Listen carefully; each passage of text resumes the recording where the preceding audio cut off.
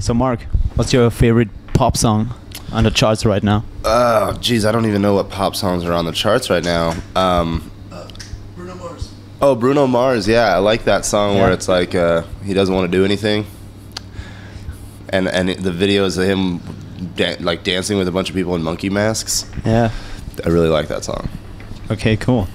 I checked. I think Adele, or how do you pronounce it? It's number one.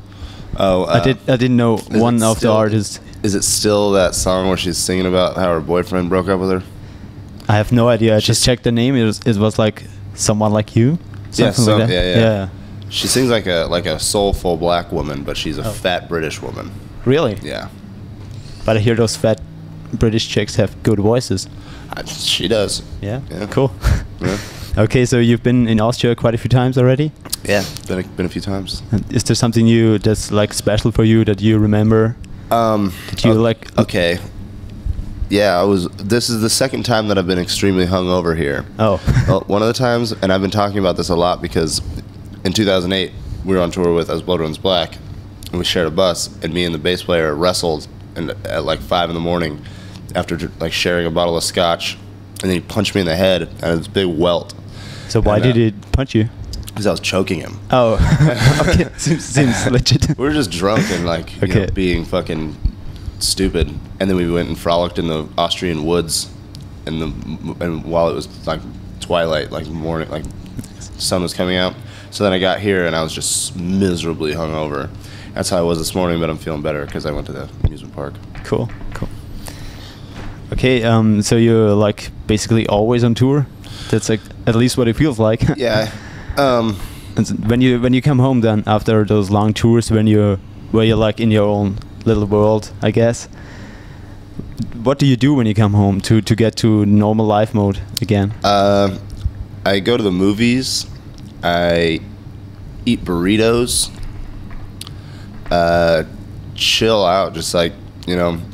Usually for the first 2 or 3 days, I don't really do much. I just kind of like stay home, play guitar, hang out with my dog. Just like hang out, but yeah, mostly just like regular shit, you know. Okay. You got a lot of bills waiting for you when you come home. Oh, that reminds me, I have to pay my cell phone bill. Thank you. Okay. No big deal. Okay, so you on your Facebook page, you recently posted a link, or someone posted a link to the Hardcore Help Foundation.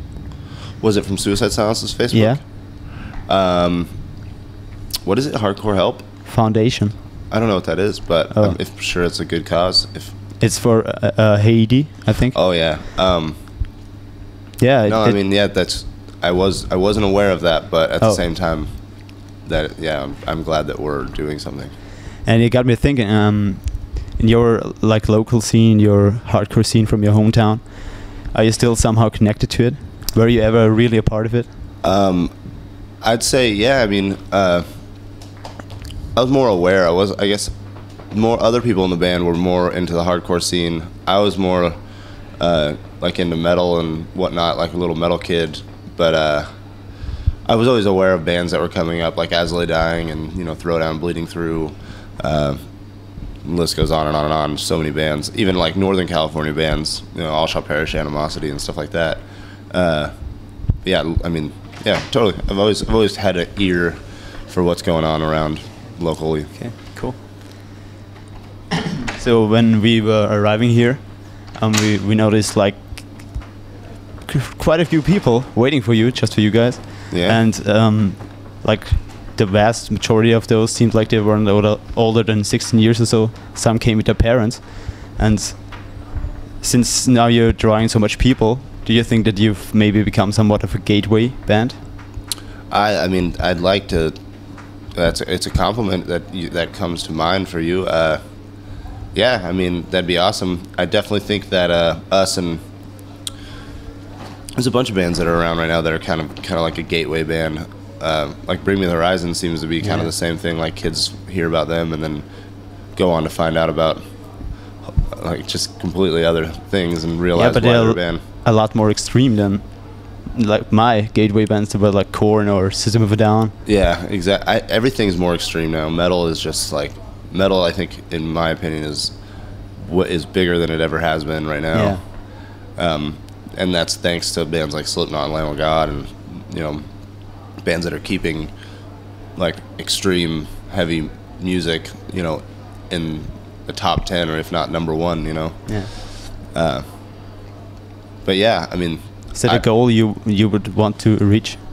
Yeah, that'd be great. I mean, I don't necessarily like it won't bum me out if we're not playing arenas, Yeah. But like as long as we can go and there's kids that come to see us and want to enjoy the show, then I'm completely happy with that. Cool. Okay, and this got me thinking, because it seems sometimes that you're being reduced to your image. The whole band, the music behind it, is like reduced just to the image of Suicide Silence sometimes. Yes. Is it something that is it completely off base that I'm thinking that, or? Not exactly.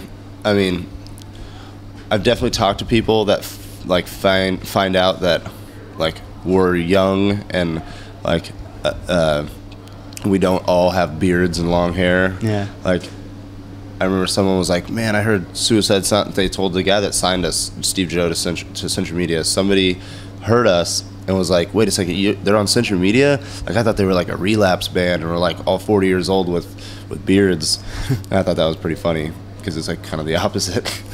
No, I mean, I guess it's kind of weird to think that our image has a lot to do with why people are into us, but I mean, I think our music speaks for itself as well. So. Okay. Cool. So, facing the global financial crisis right now, would you mind changing the lyrics for an answer to "They took our jobs, they took our jobs, they took our fucking jobs"? That would be pretty funny. Because you would have Steve Jobs' staff in there too. Yeah, they took our job. That's pretty clever. I like it. Because one of your fans posted that as a comment. I found it pretty funny. I think that is very funny.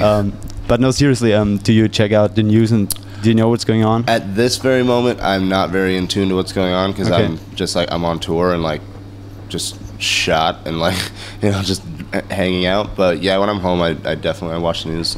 Okay. So are you interested in those people demonstrating against Wall Street? Is that still going on? Yeah. What are they called again? Occupy Wall Street. Yeah, that's pretty badass. I was watching Keith Olbermann and Michael Moore was on it, and he annoys the hell out of me, but I was entertained by what he had to say about it. Okay. I think it's really weird because they don't have loudspeakers or anything, so whoever's speaking, everyone chants it around them.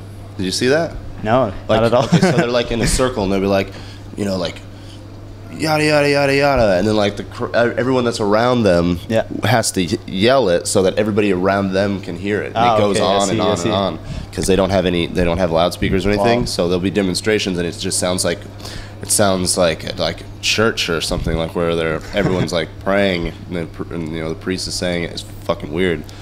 It's pretty cool though. Okay. All right, that's already it. Cool, man. Thank you very much for taking the time. Yeah, absolutely.